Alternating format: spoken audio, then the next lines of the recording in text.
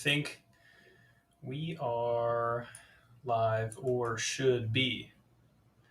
Okay. All right. Welcome to the weekly Strength Club Q&A podcast slash shit posting episode. Today's topic is going to be bulking and cutting. This is going to be an Alex solo episode. For those 1 to 3 of you who have been hanging out since the beginning of this, the first episode was actually a solo episode, and I think a few after that were. That's one of the most viewed videos on the channel, which is always funny. We'll talk about Chase and Amanda. They may be dead, they may not be. We'll get to that later. But more or less, this whole channel started out of support and Q&A for the Strength Club app. It's an intermediate app. It's a complement to the Starting Strength app. If you have questions, if you have form checks, all that stuff. Ooh, Jeff Riggins in the chat. First comment of the day, Jeff Riggins. How's it going, Jeff? Thanks for keeping me company. We're going to be talking about bulking and cutting, talking about getting shredded and getting huge. So we basically just go through a lot of the content that Starting Strength has put out. We try to clarify what we can clarify whenever we feel like it's needed. Kind of help things put into a video format. Here we go. We got Cool Dude at the gym now. Looking forward to listening later. Most underrated strength info channel. Thanks, dog. Appreciate it. MJDC. How's it going? How's your shoulder with that bench, man? You benched 3 plates yet?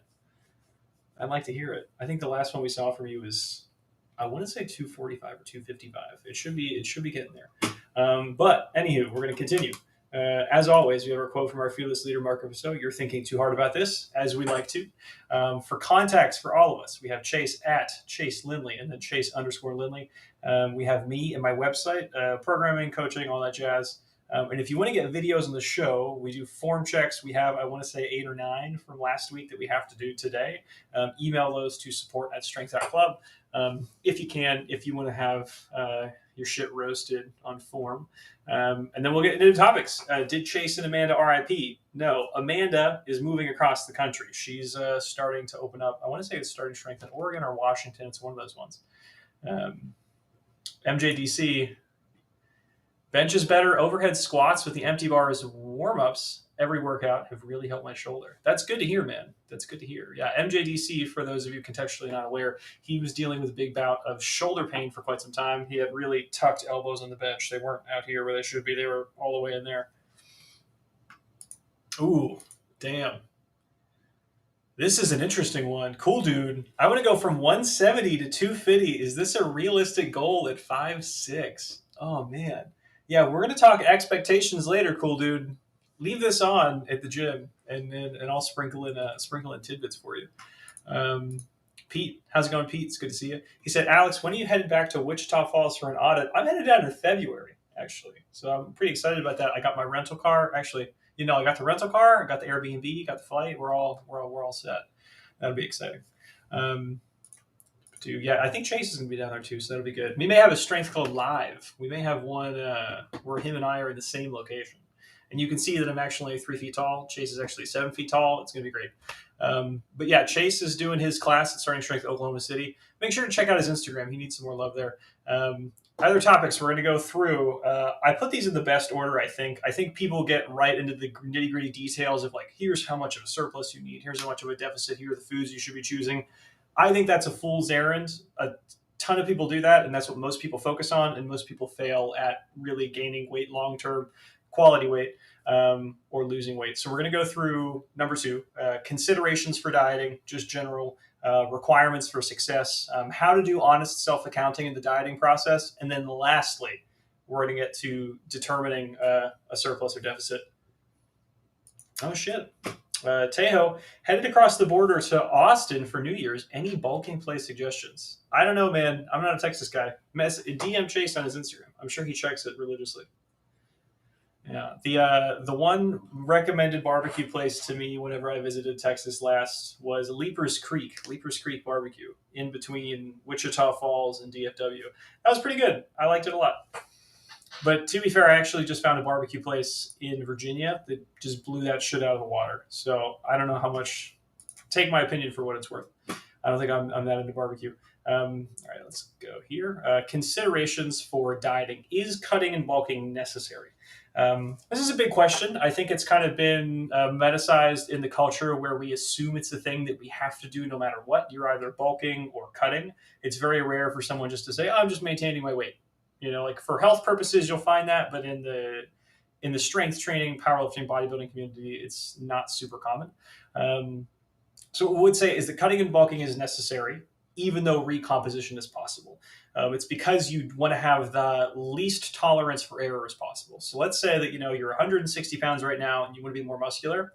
You have 25 pounds of fat on you. Sure, you can recomp and then slowly shift that ratio up, but it's also very possible you'll train for 2 months and nothing will have happened.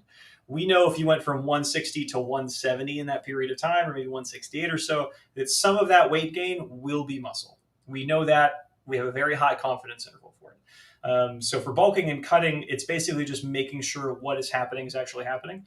It's very possible to stay at the same weight and then recomp slowly or a little bit faster if you're pretty new to things. So is cutting and bulking necessary? Not really, if you're very patient and you don't really care about good confidence intervals. But for most people, anyways, their weight will fluctuate over time. The reason we actually did this episode, we being me, is because I have a bunch of my guys right now who have gained an amount of weight into the holidays as things started getting colder. And they're like, man, I feel like I need to cut whenever the new year starts. It's what happens to everybody. I'm planning on it myself. Don't kid yourself. The nice thing to talk about is timeline. What's realistic for you given how big you are now and then where your terminal or end goals are. And this lines up with severity. So for some reason, you're like, man, I really want to go impress that girl at a pool party. And the pool party is, 3 weeks away and you're, 15 pounds of fat to lose. Maybe something like a protein sparing fast would be the best idea for you. You'll feel like shit for 2 weeks and you'll probably be fine. But if it's like, hey, I just want to be healthy and I'm trying to lose 25 pounds over the year, that's more like it. That's more like the things that we're aiming for. So the timeline is going to dictate severity. What I generally like to recommend for people, what I think is common practice for most people at this point, is relatively low severity, protracted timeline. Right. So we want to have like a long breadth of time to work all of these problems out because there's going to be a lot of problems at the beginning, and then to workshop these, you don't want to have it be very severe. Because it's like if you're not really good at dieting but trying to impose a 1,500 calorie deficit, it's not going to be great. If you're not really good at eating clean and getting good protein in, and then you're just eating a pint of Ben and Jerry's every night, it's not going to be the greatest bulk. So in terms of the timeline, I'll generally tell people, consider how long it took you to get where you're at now if it's going to be a losing weight situation. So let's say you were 170 in high school and that was 15 years ago, and you're 220 now. Like it took an amount of time for that weight to come on. It's going to take an amount of time for that weight to come off, just to give it perspective. In terms of cutting and bulking phases, frankly, you can do it for a long period of time if you're an extreme case, but for most people, they'll kind of have to cycle every few months. In terms of methods, it's going to be slow, consistent changes over time. If when someone says a dieting method and you instantly think, oh, keto, oh, carnivore, paleo, someone posted something funny or sent it to me the other day called the egg diet, where all of your meals have some form of egg in them. It was really cool. Some sort of random FODMAP diet, whatever the hell you want to call it. If you're thinking about dieting in those concepts, your chances of success are relatively low. Right? Anything that's going to be very restrictive is not going to be super fruitful on the cutting or bulking side. So like imagine if you're trying to bulk while doing a carnivore diet, and then it's like, hey, I need you to push 4,000 calories today. And then that ends up, your jaw is tired by lunch and you can't feel like eating dinner. So in terms of methodology, it's going to be basically just kind of like the normal recommended foods, a lot of whole grains, a lot of vegetables, leaner meats. It's pretty normal. If you talk to someone with a very low level of education in food, and then you hand them like a Snickers bar and a head of lettuce, they're going to be like, oh, the lettuce is probably healthier. Oh, Teo? Dude, why didn't you invite Santana? I don't know. I don't talk to him that much, dog. I'm sorry. Do you want to get on the show, Tejo? You can be co-host for today. Just keep commenting and I'll put it on the stream, man. That's fine. So in terms of methodology, you basically want to take, you've been alive for a while, you have a preference as to what you eat typically. If that's not absolute trash, you kind of want to base it around that preference. So like if you typically eat like Lithuanian food because you're Lithuanian, you're not going to all of a sudden go completely paleo and take out all of those dishes that you've been accustomed to eating for 30 years. So in terms of terminal goals, this is a tricky one to address.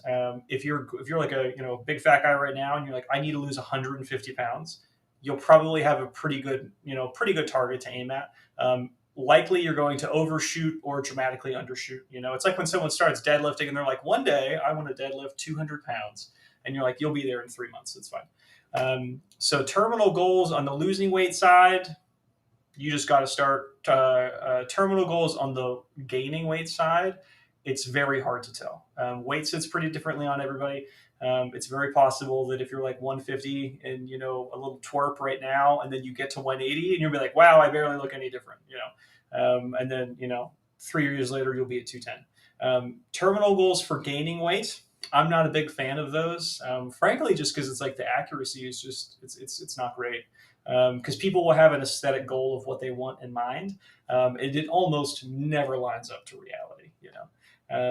So in terms of landmarks and milestones, kind of what we talked about before. I guess we can move on to the next slide. We're going to switch to this guy. Just to make sure, everybody, these are in what I consider to be priority order. The biggest requirement for success, I think, in the dieting space is going to be information. If you don't know the field that you're navigating, that's a really good question, Sinclair. What does terminal mean in this context? I don't mean what your body composition is going to look like whenever you die. Good question, Sinclair. What I mean more so is whenever people start these sort of fitness journeys, or if they start some sort of new phase in their training or diet, they will generally have some sort of idea in mind. So like big fat guy, he may be like, oh, I want to get back to the weight I was playing when I was in high school football. For a skinny guy, he may say like, hey, I want to fill out a large shirt, So terminal, generally those goals will pop up before they actually decide to make the switch. It's very rare that someone decides to make these switches trivially or with no sort of catalyst. So terminal is a little bit different for everybody. Generally, it's within a year, year and a half, 2 years. You'll get some people who are like, hey, I want to compete at the national level with this sport. Hey, I want to do a bodybuilding show. Those are very rare. Those are very few and far between. Yeah, very good question, Sinclair. So the primary thing is information. And like Tejo said with your boy Santa from Arizona, he has a really good series of articles on the Starting Strength website. So if you just go to startingstrength.com, I believe, articles and then nutrition, or if you just type in Santana, you'll find a bunch of stuff. I think if you type in Santa, it should still show up. You have a lot of wiggle room here. But click on his author profile. He has articles on dietary fat, protein, carbohydrates. Read those three. You can skim them. They're pretty dry. Get through them. That way you can kind of understand the things that we're playing with, the variables at hand. But more or less, you kind of need to understand what you're navigating.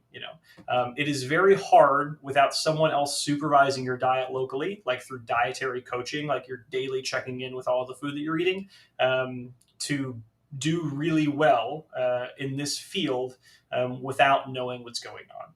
So more so than weightlifting. Like if you just tell some guys to go in and be like, hey, fuck around in the gym, try really, really hard, they'll have some level of improvement, But with diet, if you don't really have any sort of basic building blocks, it's really hard to get moving. So startingstrength.com, articles, nutrition, blast through those, do, one every 2 days or something, write down some loose notes for yourself. You'll be good to start. The number two, I honestly wanted to call information zero, frankly, because it's like it's the building block, it's the catalyst for the foundation for everything else. But the first one is going to be consistency in consumption. Most people, whether they realize it or not, tend to eat pretty similar things at pretty similar times throughout the day. It's like you have habits with your grocery store. You probably go to the same grocery store, maybe 2 or 3 of them.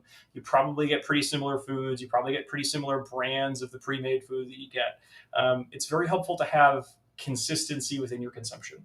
It's hard to say, hey, I need to go into a 500 calorie deficit when you don't know what you're eating. You're completely unable to count what you're eating, Did my audio cut out? I think it may have.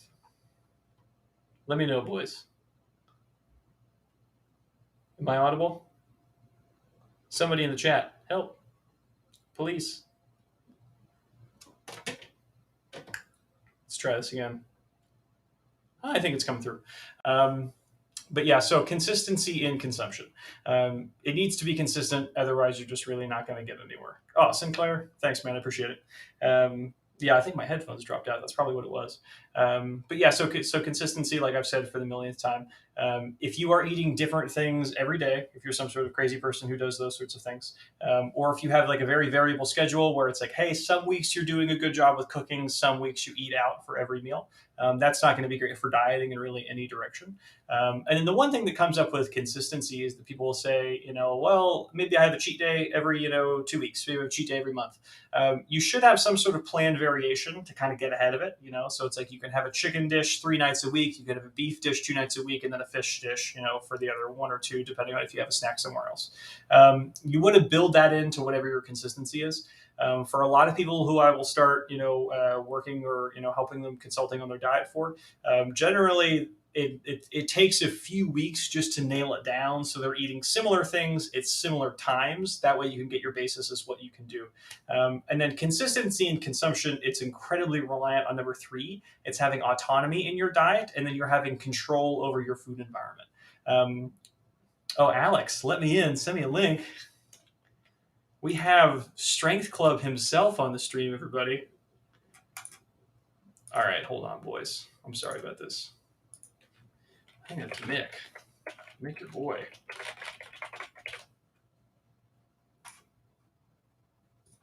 All right. I sent him a link. Strength Club himself. That's pretty cool. A celebrity guest appearance. But yeah, so having autonomy or control over your food environment is incredibly important. Like the situation where you would have the least autonomy would be like jail, I suppose, or if you're in the military and you're on deployment, you can only get specific food. Other people are making your dietary choices for you.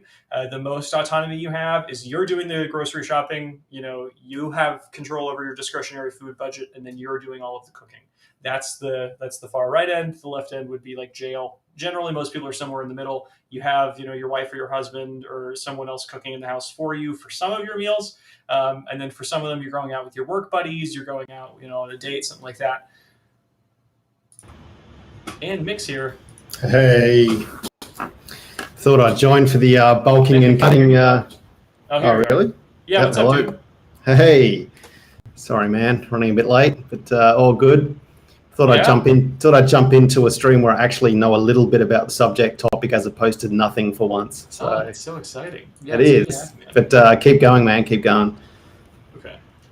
My volume just tanked for some reason. Mick, tell us about your day. How's it going? Good. Very good. Just busy with work and getting app updates out there. So that's all. It's all going well. So I don't want to bore anyone with the details of that, but yeah, it's going good. I think I care more about your life than your mother does. I don't know. I don't think that's possible. Man, anytime I talk to Mick, I'm always pulling teeth for these details.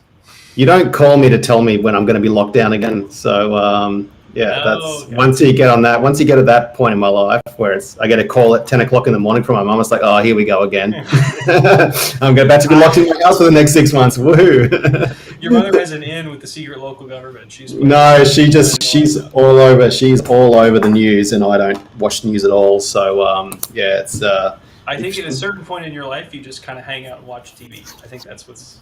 Oh, I watch TV. I just don't watch news, and I try to avoid it like the plague. So So anyway, how's this week going? Bulking and cutting. I love it. Bulking and cutting. I love it. I just started a cut. You just started a cut? How's it going? Dog? I mean, I'm 4 days in, and I'm down a kilogram or 2.2 pounds already. So I'm hardcore tracking all my food again. Started getting a bit of fluff over the winter here. So getting right into it again. There you go, man. Okay, cool. So this weird thing is happening where I have to hold my headphone into the thing. They're like a self-ejecting from the jack. So you're going to see my own here, everybody. Yeah, you just want to show people your guns, don't you? That's really the purpose. This is a tiny one, too. This is that's why you're left-handed, are you? Yeah, it doesn't even matter. All right, we're going to switch back to this guy. So we're talking about autonomy and then food or control over your food environment. We consider your food environment to be basically anything you're interacting with where you have an opportunity to eat, even if you aren't, right? So something where it's like if you're in the office and then there's a cake in the office lounge, even if you don't normally eat that, that's something that we would consider your food environment. So having control over that is really important. If you don't, you will have to do kind of a lot of wiggling around, a lot of writhing and weaseling to figure out how to impart more control over it. Not that you always need control, but just so that, hey, whenever there's cake or donuts in the office break room, also put a box of protein bars in there, things like that. Throw a box of protein bars in your car, throw some in your backpack. You basically just kind of want to get ahead of all the other decisions that you have to make. Number 4, I think this is a big one that you realize when you've dieted a few times, is the willingness to compromise and negotiate with yourself and then with other people. The thing with yourself is that not every meal has to taste really good. You don't have to always like everything that you're doing. Mick is a really good example of this with working out. Mick works out. How many times do you work out a week, Mick? Yeah, like twice. How many of those 2 times do you really like it? 0.0. Perfect. I work out 6 to 9 times a week. I like it 7, 8 of those times. Do you find though, with diet though, I find a diet's really hard to maintain when I'm eating stuff I don't like. What's your thoughts on this sort of, there's this whole, if it fits your macros kind of thing, what's your thoughts about that? And just eating all the stuff you like, but as long as it fits your kind of calories and macros. Conceptually, go back a step. If you only ate everything you liked every time, most of us would only be eating ribeye steaks and ice cream for every meal. Exactly. That's kind of what I do right now. but here we go. Here's the kicker: is that most people don't end up doing that, even if they can. What's that though? Why aren't they doing it? Well, I think it's mostly because people have kind of intuitive understanding just from a social or societal and cultural imparting that food kind of has to be a certain way. It's most people do not have an entire cake for breakfast. It's a pretty standard thing. It's there are breakfast foods, there are lunch foods, there are dinner foods. True. It doesn't really matter when you're eating those specific foods. They're not time sensitive, but we still understand what certain foods are for. Yeah. I also forget that I live alone and I work from home and I don't need to think about anybody else ever in my entire life, and it's great and it's awesome. I'm probably not the best person to ask about that. Yeah, no, I'm glad you came on. It's a good example to have you as kind of a counterpart. It's like I do all the cooking in my house. I like cooking a lot, so I'll cook for my wife. So whenever I'm trying to devise my macros and schemes for the food that we're going to consume, I also have to consider another person's taste profile. Mick literally could just have ice cream and steaks is his meal every single time. Someone just said Mick's audio is a bit loud and Alex is a bit quiet. So thanks, man. How's this, Ben? Is it better? I think that's come through a bit better. Oh, sick. But yeah, so the willingness to compromise and negotiate, I would say it's if you're normally used to having a cookie at night, maybe have a protein bar instead. It's not as tasty as a cookie is for that after dinner snack, but you'll probably be okay. If you normally have 2 plates of pasta, could you maybe have 1 plate of pasta and then some vegetables? It's realistically, you're an adult, you're not going to die, it's going to be okay, but it's just not ideal. You basically have to understand that, a lot of your immediate urges with diet in the quest to get shredded are going to be not helpful at all, right? So it's if you go to the barbecue and you're like, oh man, I'm going to tear through 3 plates. Don't do that. Just do 1.5. It's all these little compromises that you have to make with yourself. Yeah. And then what do you do with what do you do? What do you do with tracking when you have clients who are cutting? Do you get them tracking exactly what they're eating, or is it more just eyeballing it, or? So it depends on the type of person, I would say. If some people really do well with qualitative measurements, then that's totally fine. For other people, that's really anxiety producing.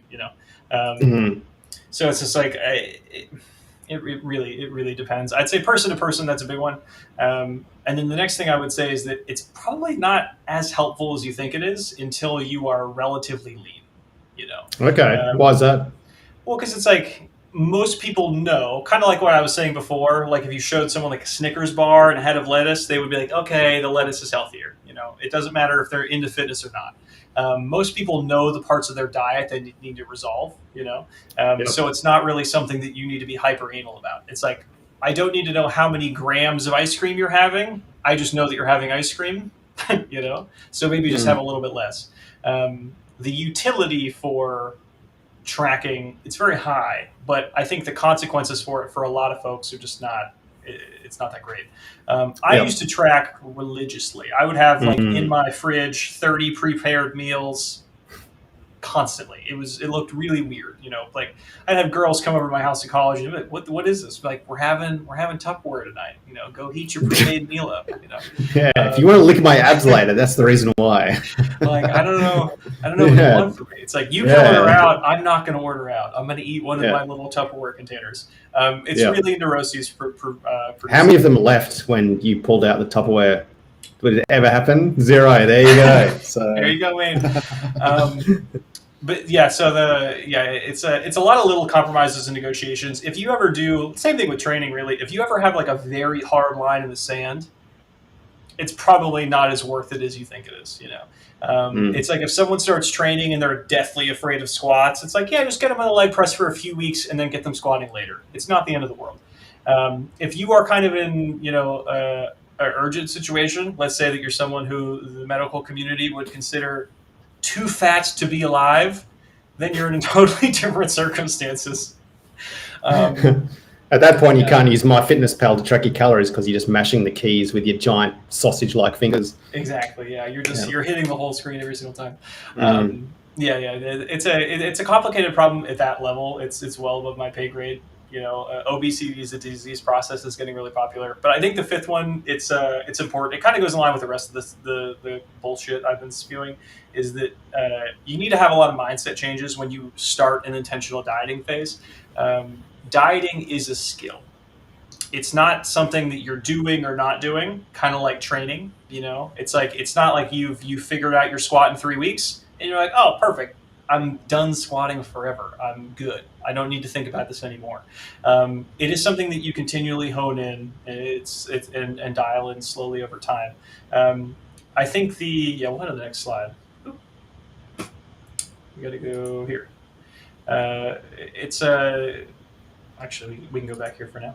It's not super relevant. But you have to understand that you're not going to be perfect at it or really anything, So to start and then to have very high expectations that you should be doing something and you should not be doing other things.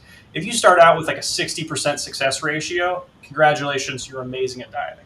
For most people, it's like 20 to 30%, I would say, in terms of decisions to be made. If over a few years of dieting, you get better and better and better at it, and then it's like 7 out of 10 times you're making the more correct decision, slam dunk, you're doing excellent, But that's hard to come by. Mick, can you say something? Yeah. All right, Mick, You take over. I'm going to make you the big face, Mick. I got to change my headphones out, dog. What's going on with you? What's going on? You always tell me about how you're Alex builds his own computers, everybody. So this is why these things tend to happen. And so yeah.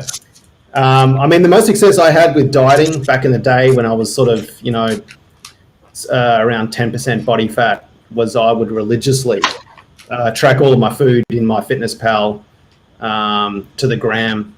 And I think that helps because it makes you aware of exactly what's going on. Like if you're just putting on weight, and you're just eating a bunch of I don't think I eat that much. You don't really know until you actually start measuring everything out. So Alex and I probably don't quite agree on that, but that's what tends to happen with me. If anyone's got any questions about the app, now's a great time. We're back. Hey, there he is. I have the Xbox gamer headset on now. Nice one. I was just shitbagging you that whole time. I know. You were like, I track everything to the gram and it's amazing. I do. That's what I have to do. I have to do it because I mean, no jokes aside, it is good. It might not be, 100% accurate. It obviously can't be because you never know especially with raw foods, exactly what you're getting. But I think just tracking what you eat regularly, even before you start dieting, is a really useful tool. Because sometimes you're like, oh shit, I'm eating, way too much fat, or I'm eating way too many carbs, or I'm, way over my what I should be eating on a daily basis for calories. So I think it is really useful to do it from time to time, just to kind of get a baseline data of what you're doing during the day. That's right. I'll tell people to do it generally after we finish the cycle. So now that you've gotten to where you want to for your cut, let's track for maybe 2 weeks so that you can figure out what your actual maintenance is, same thing with the bulk. One thing I've noticed is that's the thing that people try the most, is what Mick's suggesting, is tracking everything hyper religiously, it also seems to fail at a precipitous level because it's not really maintainable. No, You know, unless you're a psycho. yes. So I showed, like, I think 2 or 3 years ago, I showed my mum MyFitnessPal, and she's not a techie person. I've never used a computer in her life, and I logged back into MyFitnessPal a couple of days ago to start setting up my diet, start tracking my diet again, and it showed my mum's activity and said, Mick's mum has signed in now for 868 days in a row. And she's done really well with it. Like she's lean. She tracks everything. Like after every meal, she sits there on her iPad, types it all in, gets it all done, and she's a psycho. So I'm sure she's lovely. She made one of the She's best lovely. children in all of Australia. Oh, Alex. Yeah. Alex, you talking about my brother? yeah, you're right. Oh man. But yeah, so one of the things that tracking imparts is like a large extra time commitment, where I think most people can get through it with very basic troubleshooting. Like if you have a very basic workflow for the decision making that you're doing whenever you're eating food, you can achieve a very high level of competence. So it's I'll tell my athletes this just whenever they're really doing anything. You have a goal. Let's say that is to do really well with this competition. It's to deadlift 600 pounds. It's to to get really shredded abs. When you've come up to a decision, ask yourself, if I do this, will it help me to my terminal goal? If yes, do it. If no, don't. It's a really simple way that you can look at your plate and then say, okay, well, I have some chicken breast here and some rice, but I also have 2 cupcakes. Maybe I'll take it down to 1 cupcake. Maybe I'll take it down to 0 cupcakes. I've noticed for most people, if they're being pragmatic and honest about self-accounting, they're not bullshitting themselves. That takes them 95% of the way. Mm-hmm. For a lot of people, though, Mick included, for me at some point in my life, the tracking provided a lot of stability. It was nice to not have to think about anything because the decisions were made for me. Go to the fridge, grab a pre-made meal, take it out. That's it. Mm-hmm. Yeah, I mean, that's pretty much what I do now. I eat literally 2 meals. I have a rotation of 2 meals that I eat every day. Meal number 1, ribeye steak. Yep. Meal number 2? No, it's bacon, eggs, kimchi, and a protein shake. That's breakfast/lunch because I don't eat until about midday. And then dinner is either chicken or ribs or lamb, and with vegetables, and that's it. And I have another protein shake, and that's it. I'm done. Sick. Yeah. Now imagine if you worked out like 10 times a week. I know. Imagine. Oh my imagine. God. You have the perfect diet already. I know. But yeah, so Mick mentioned this before. I think it's a really good point to touch on. It's understanding your inaccuracies. It's just kind of like it's with an instrument. It's with it's learning how to lift. It's with learning how to diet. Everyone is bad at it at first.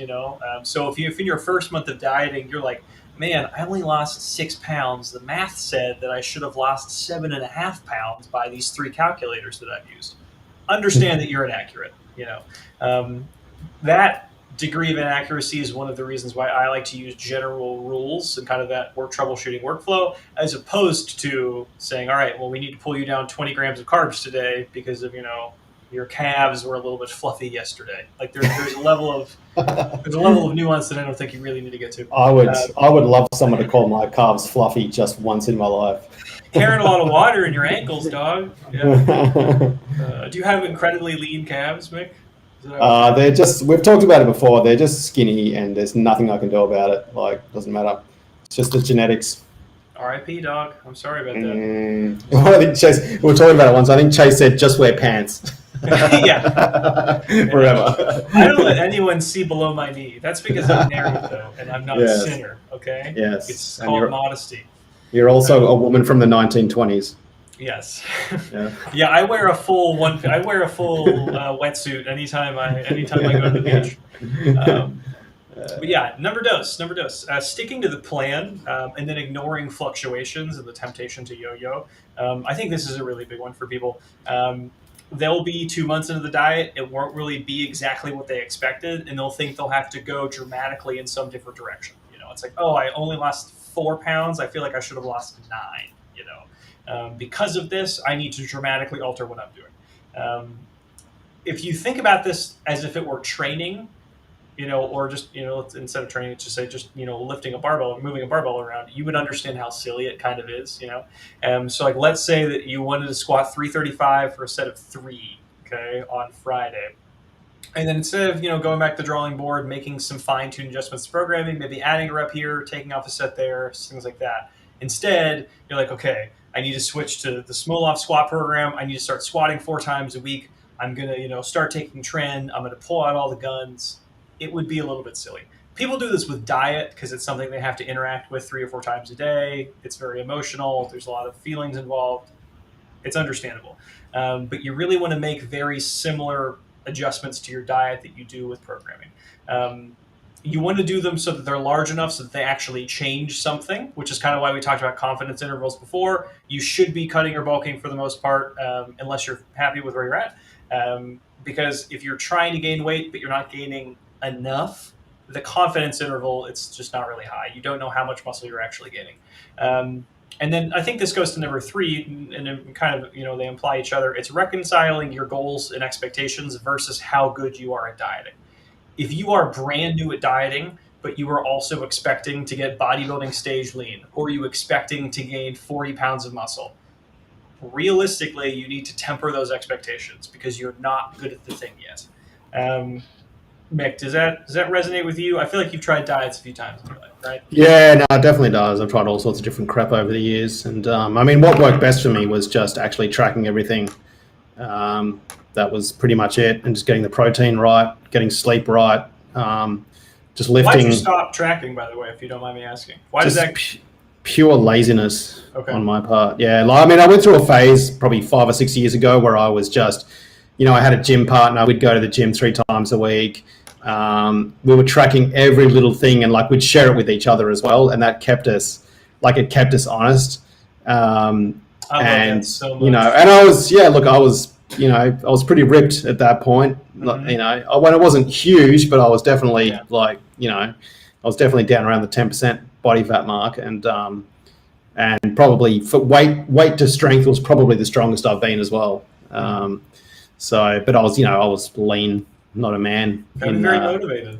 Yeah, it was. So I I am starting to get motivated to get back doing that again. But yeah. So Mick, now he has a pretty good handle on dieting because he's done it a few times before. So if he wants to use kind of skills or rely on those skills that he knows to have been successful in the past, that's great. We have evidentiary points that it has worked for a little bit. You can run with it again. He just kind of has to change some things about it so that it doesn't necessarily stop. He could be like his mom, who's been tracking for 10,000 days in a row. But you have to reconcile your goals and expectations with how good you are at the thing. And this ties into 5 and 6. They all tie into each other. I've said that a million times. But I would always recommend starting smaller than you think you should. Like if you're trying to make dietary changes, make them just to your breakfast. If you can successfully make those dietary changes to your breakfast for a whole month, try to tackle lunch, then try to tackle dinner. If you are just going to go like 360 no scope, 0 to 60, 100 miles an hour, whatever the hell you want to call it, it's likely not going to work. Mm-hmm. Anything with that, if it's studying, if it's sport, if it's training, it just doesn't really work. Yeah, I've seen that a lot over the years for different people I've known who they go from eating what they're eating, whatever it is, to going to basically eating nothing. Mm-hmm. And they can last for about 2 weeks, 3 weeks, and they just crash. And so some of the dieting protocols I've used in the past have been actually to eat at maintenance for 2 weeks before starting either a bulk or a cut, just to kind of get your body used to it, just to normalize things again. That seems to have worked okay sometimes. Mm-hmm.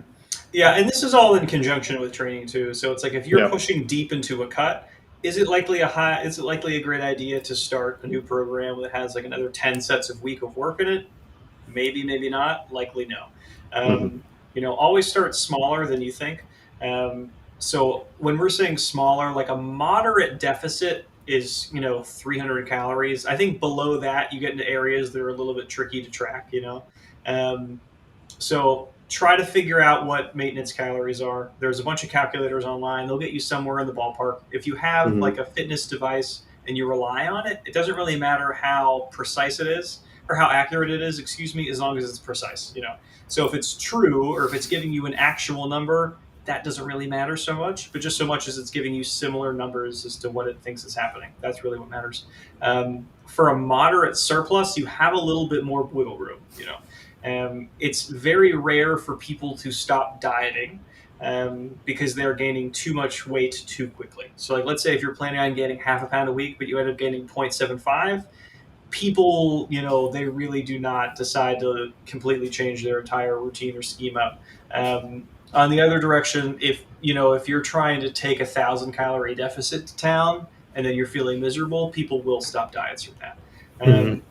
And I will say that the recommendations, I don't see many people talking about this, but this is one thing that I will die on this hill, is that even if you think that you're tracking accurately, if you historically reconcile into one of these two categories or fall into these two categories, you need to be aware of that in advance. So it's like if you have always been small and you've always been a little skinny twerp and Rip would laugh at you if he saw you, when you're thinking a moderate surplus of 400 calories, take it to 800. You'll likely fall somewhere a little bit south of that, and then that's totally okay.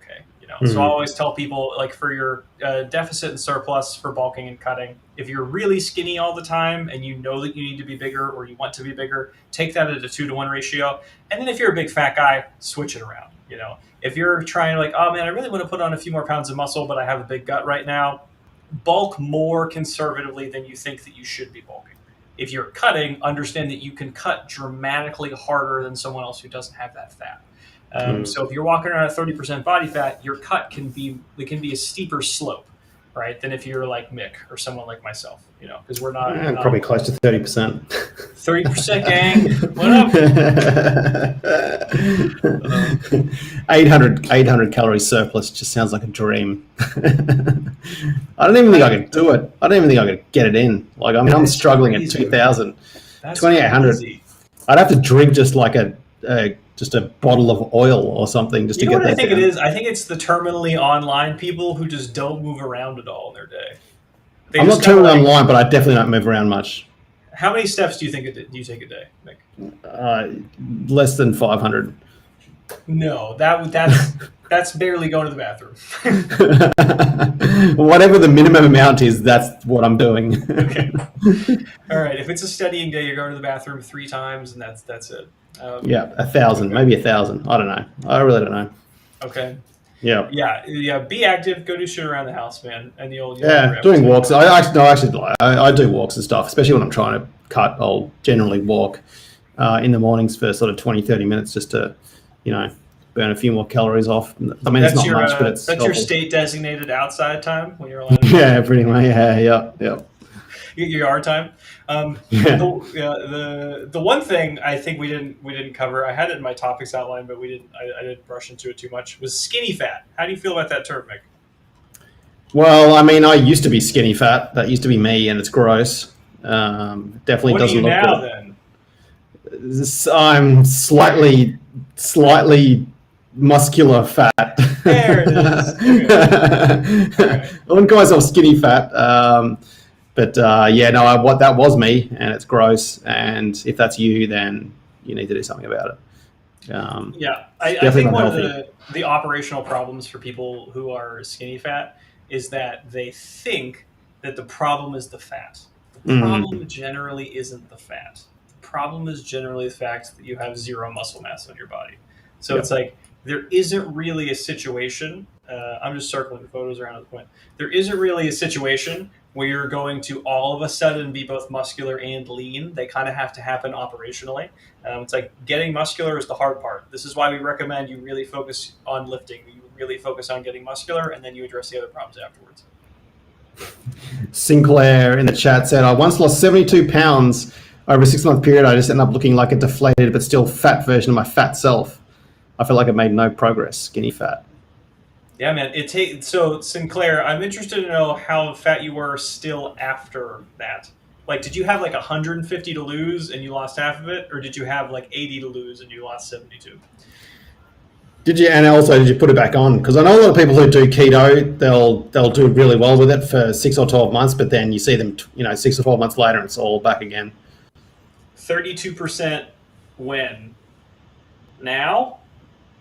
Or before? We're hanging on your every word, Sinclair. But yeah. So the problem with skinny fat, and I think someone has an article about this on the on the website. He said he had 100 to lose in the beginning, but he didn't account for all the muscle loss, which is kind of interesting. It probably wasn't that much muscle. I'd be interested to see what the DEXA said if you did DEXA before and afterwards.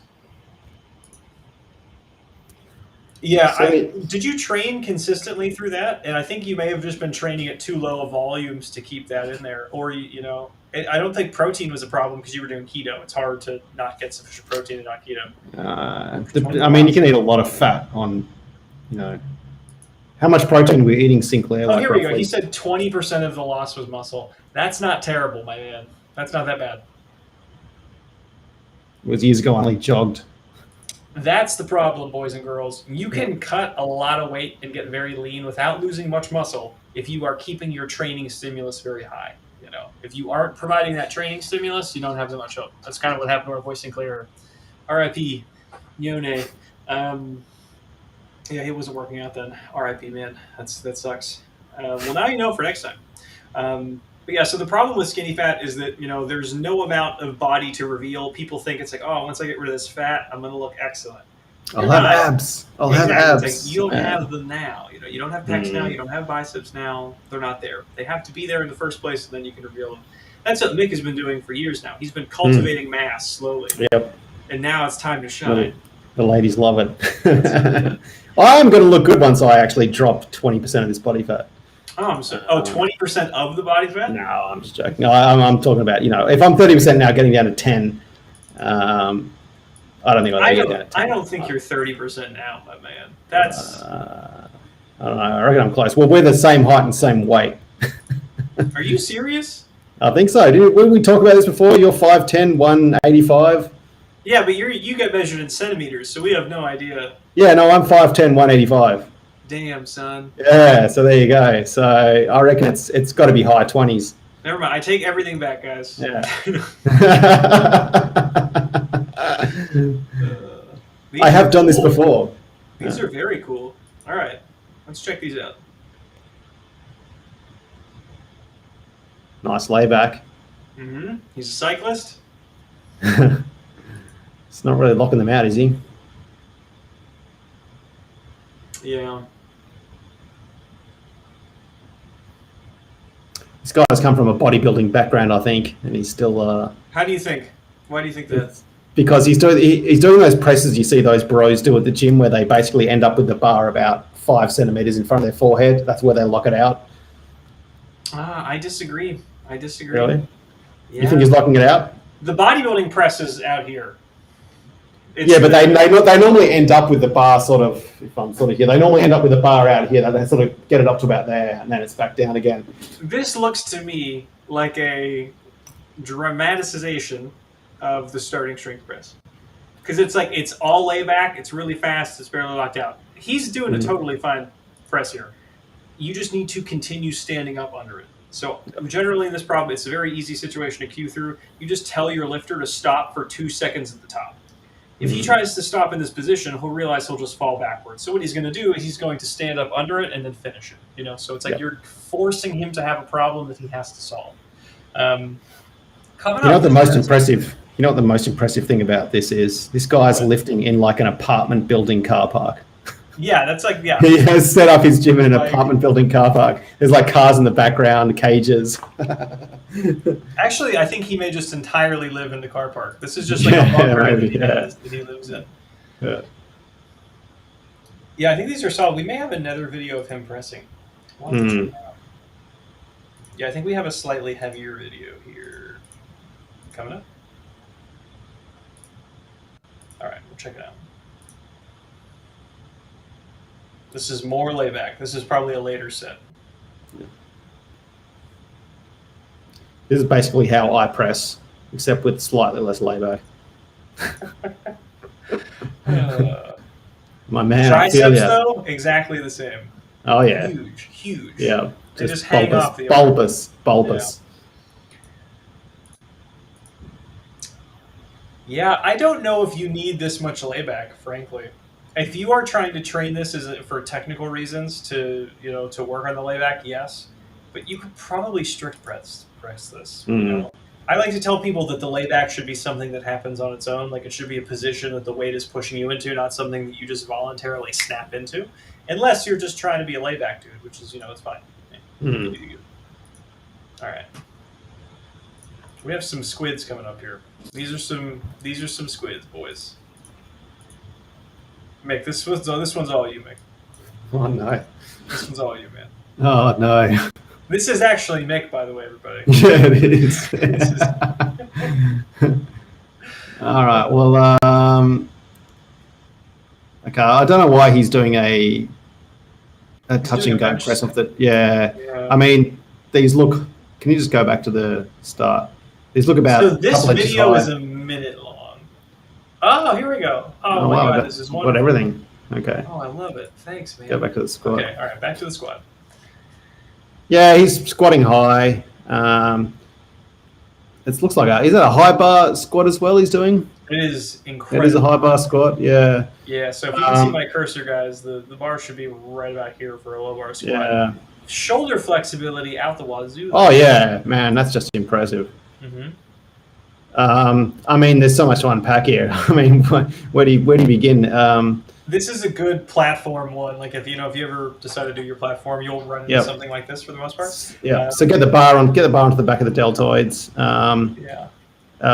Squat deeper. Take the bench out. There's absolutely no reason for you to be squatting the bench. That's the first thing. Well, it's stopping him from squatting to parallel at first. Yeah, it seems like he's doing a few things of which we're recommending. So it's like he's looking down. His stance is in the appropriate place. His toes are pointed out. All of those things are good. This is almost entirely bar position, and then the willingness to lean over. Whenever we say to people, it's like you really have to lean over. You have to put your chest down between your knees, point your nipples at the floor. All of those cues that we use, that comes in for this guy in spades. Yep. Probably fixable. He seems like a limber, athletic young man. He's just kind of making some interesting decisions. Yep. Yeah. I think just getting back to that how to squat video, I think would solve a lot of that stuff. And then resubmit another video to us once you've done that. All right, he's bouncing at the bottom. Let him. It's a pretty good bounce. He's finding a decent bounce here. Yeah, the bottom position is too low, and it's also drifting a little bit away from his face. Yeah, it's way up. All right, so we're going to try to pause it at the bottom of this rep. Boop. Right, so this one's pretty close to his collarbones, and then as we go on, it's going to get dramatically farther and farther away. One of the detriments to this type of pressing, right there, look at how far away it is from his those elbows, the forearms are basically pointing forward at that point. Yeah, like one of the things that's difficult about this type of pressing is that you have to really manage the bounce. You rarely have to drop it right on your nose, get it right on your collarbones. If you don't, you're going to have a really hard time with things. Controlling the drop on the press 2.0, the Olympic or hips press, it's a little bit easier, because it's just like, all right, if I drop it, I have that second to resettle it. And this version, you do not. You got to go right out of it. So because of that, it's a little bit more skillful. It's like one of the reasons why I like to teach the press 2.0 first to everyone. They can get very familiar with putting the bar over their head. They can get familiar with dropping the bar. And then if they're so inclined and they want to a little bit later on, they can do this bouncy press because they're already skilled at, moving an bar overhead. When people start like this, that's what we'll see. We'll see the wrists turn back. It'll end up, rather than being like here where we want it, it'll end up being like here. And if you're pressing right here, it's just not really going to work. All right, 90 kilo deadlift. That's a lot of kilos, man. It's many, many kilos. It is. I don't even have that many.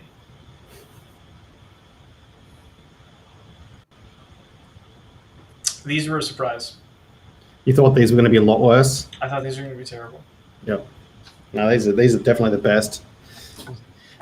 So he is on his heels and the hips are a little bit too high. So he's kind of progressively sitting up a little bit behind midfoot. Actually, the last rep wasn't that bad.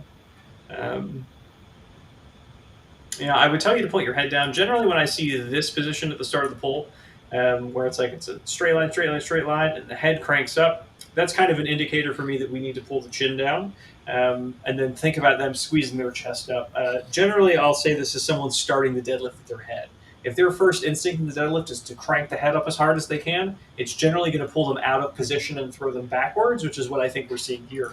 In Rip's article, the deadlift mechanics article, he talks about the head position, it being very important. It's entirely true. On this rep in particular, you can see right here, his knees are extended very early, the head is being cranked up, the bar is a little bit behind midfoot. This isn't really what position we want you to stand. I would try to get him on his toes, get the chin down a little bit more. Anything you're seeing here, Mick? Nah, well, I mean, I was surprisingly good, but yeah, those little adjustments you made are, I think, are going to be solid for him.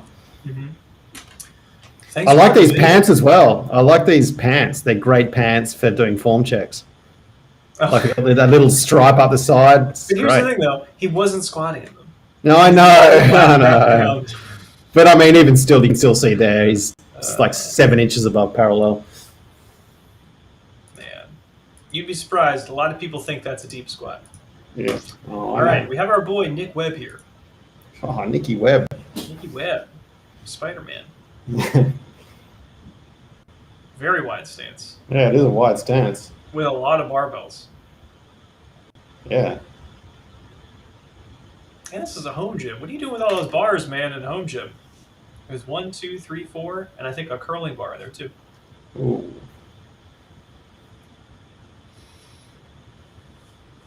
So go ahead.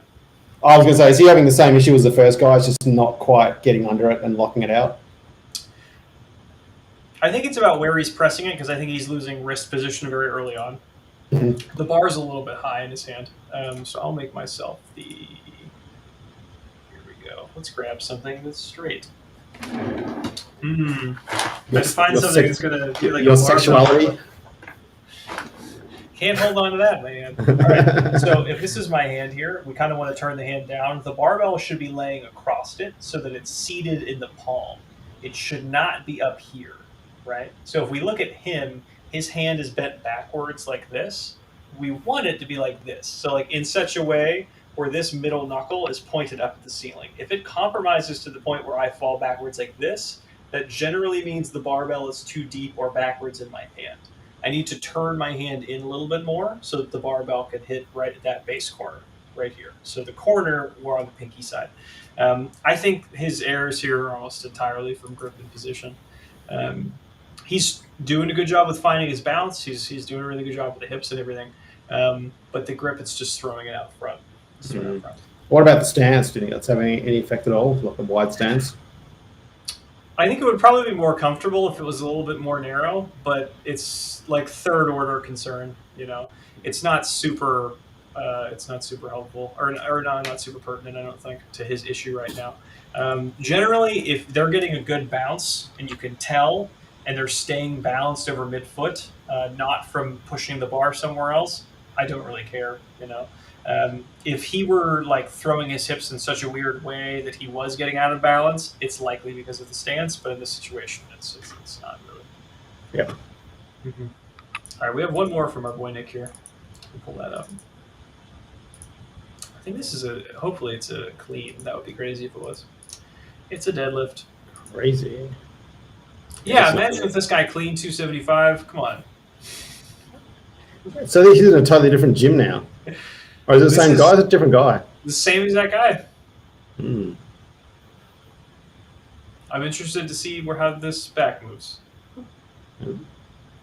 Hmm. Okay.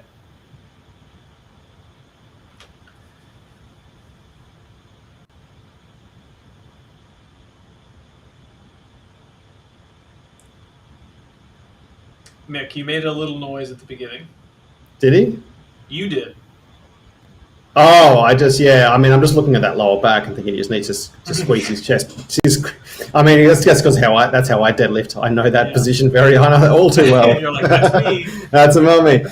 I mean, I actually do squeeze my chest up, but I just lose it, and then it looks like that. And yeah. Well, he's doing a great job with thoracic extension. I honestly just don't think with how long his femurs are. He's a long fevered lad. Like, I really don't think that you'll be able to get this much straighter with an empty bar. Yeah. I really don't think so. I think this is kind of a little bit of a red herring to say like, oh man, his lower back is totally out of position. I think that's just how it's going to be. For him You to never said that with me.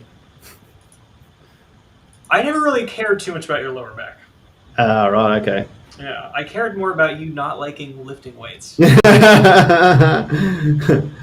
it's strange though because I always get lower back tweaks, so yeah, it's something I've been working pretty hard on. Is making sure that lower back doesn't round too much.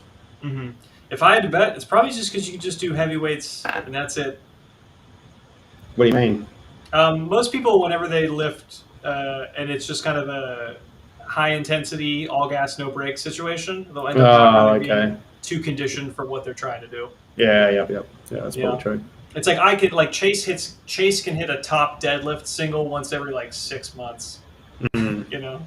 But whenever people are not super strong, they think they can do it all the time. You know, I don't think you were really novice. But for this guy, I would say we continue to focus on the lower back no matter what. I would check if it's still like that with the belt, without the belt. If it is like this without the belt, it's probably just going to be like that.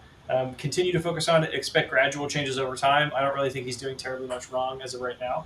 The bar is slipping out of his hands, though. So I would switch to either a hook grip or an over-under grip to deal with this. And it's possible he could see some more success with some stance adjustments, but you need to test them all to see what's going to work. But these are pretty solid overall. Pretty solid overall. Yeah, Nicky Webb. The boy. All right, we have one more from Hard Gains. I think we're tapped out for the day. Our old buddy. I know. The hardest guy in the gym. Oh, no. I thought the Hard Gains was someone else.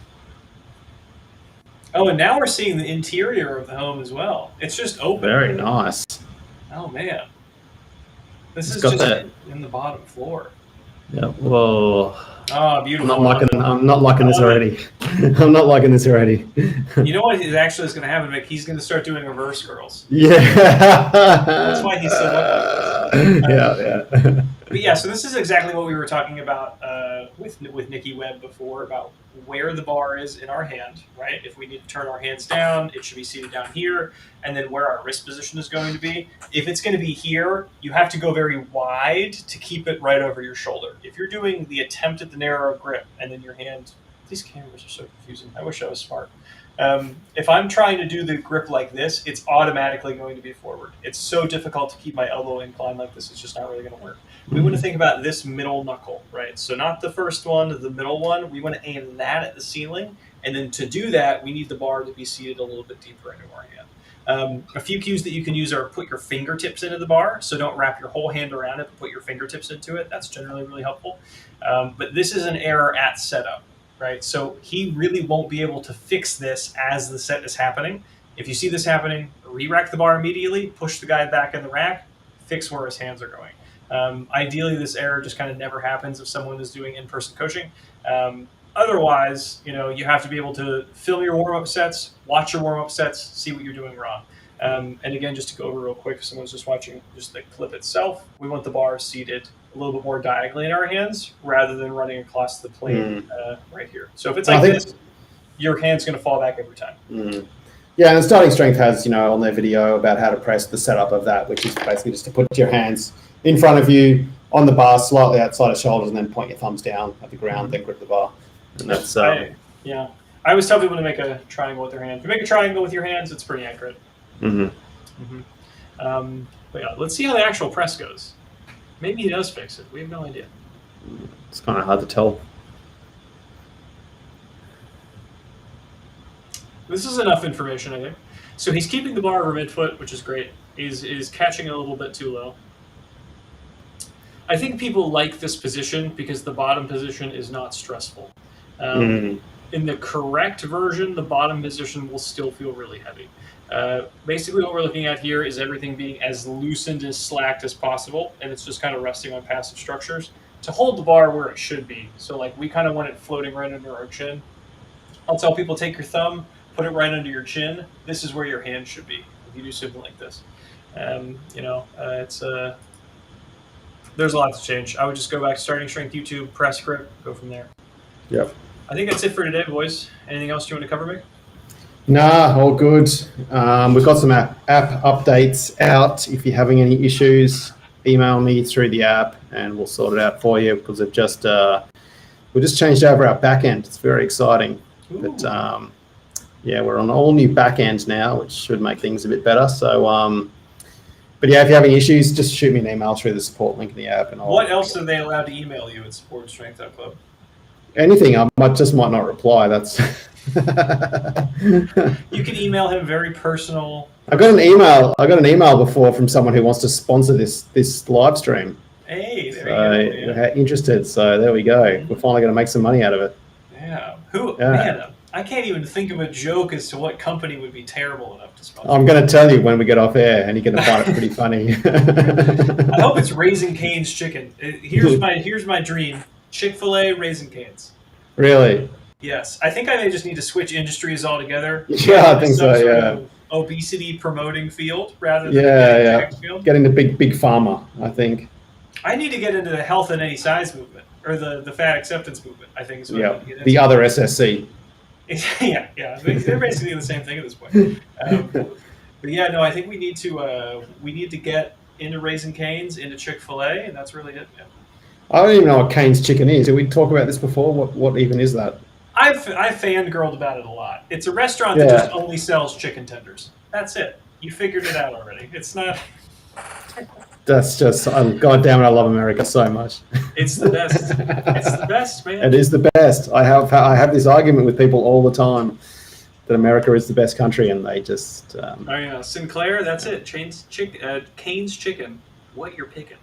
Is that the tagline? Is it? I believe that's their tag. If it's not, it should be. Sinclair. But maybe it's Sinclair. That's how he got through his keto. Was just Cane's Chicken. Yeah. Didn't work out too well. No, I'm kidding. But all right, thank you all for watching. If you did, make sure to check out links in the description. And that's it for today, boys.